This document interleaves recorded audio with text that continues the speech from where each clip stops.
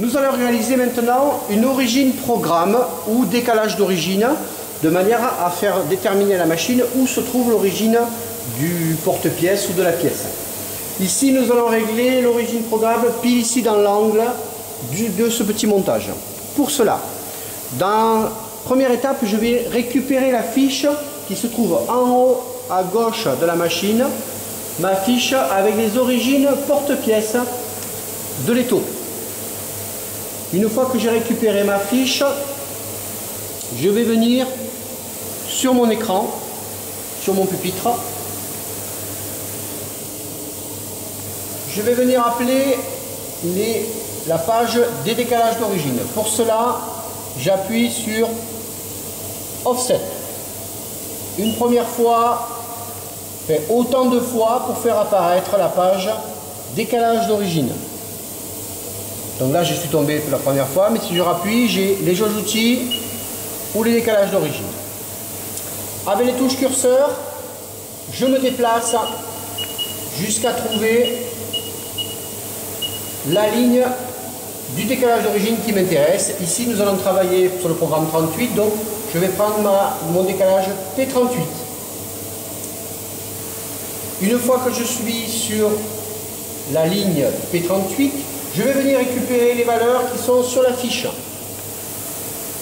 Donc ici en X, j'ai une valeur de moins 433,196.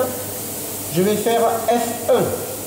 F1 pour remplacer la valeur qui est ici par la nouvelle valeur qui est en bas. Je fais F1, j'ai bien remplacé moins 443,196.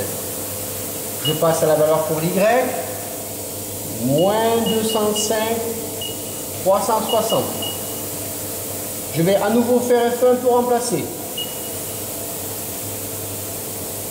ma valeur en Z, moins 507,56. Je fais F1 pour remplacer. Voilà. Ne pas oublier de rajouter la jauge porte-pièce. La petite valeur qui est en bas, en Y, rajouter les 33,655. Une fois que j'ai réglé ceci, je peux faire un premier essai avec ma machine. Je ferme les portes. Je passe en mode semi-automatique, mode MDI.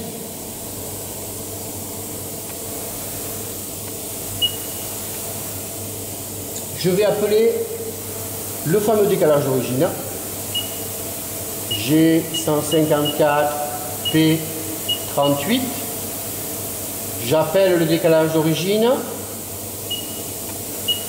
Je donne une vitesse rapide et je vais venir me positionner sur X0 et Y0.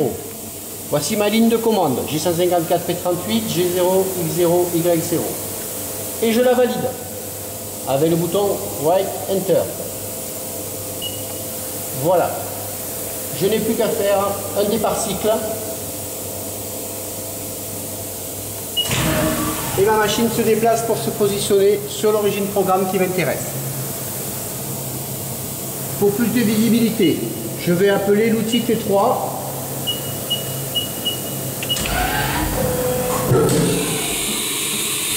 Voilà. Je prends un outil légèrement pointu. Ici, j'ai appelé le forêt à pointer. Ça va me permettre, grâce à la pointe de l'outil, de vérifier où est-ce que je suis positionné. En mode manuel, je descends mon outil et je dois me situer